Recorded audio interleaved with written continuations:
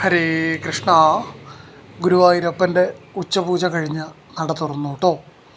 ഇന്ന് മഹാപ്രഭുവായിട്ടാണ് ഭഗവാൻ ശ്രീലകത്തുള്ളത് കേട്ടോ.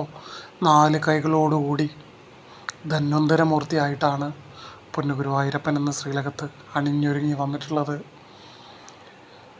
അസുഖങ്ങളാലും മറ്റ് വ്യാധികളാലും കഷ്ടപ്പെടുന്ന എല്ലാ മനുഷ്യർക്കും അഭയം തരാൻ, ആശ്വാസം തരാനാണ് പൊന്നുഗുരുവായൂരപ്പൻ ധന്വന്തരമൂർത്തിയായിട്ട് വന്നിട്ടുള്ളത് കേട്ടോ.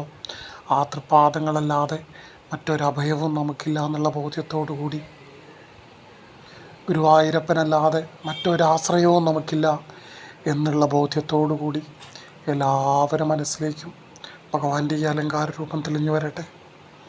എല്ലാവർക്കും പൊന്നുഗുരുവായൂരപ്പൻ്റെ അനുഗ്രഹം ഉണ്ടാവട്ടെ. ഹരേ കൃഷ്ണ നാരായണ.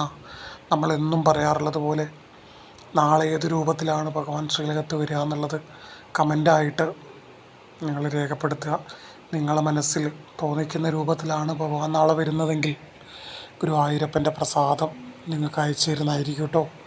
എല്ലാവർക്കും നന്മകൾ നേരുന്നു.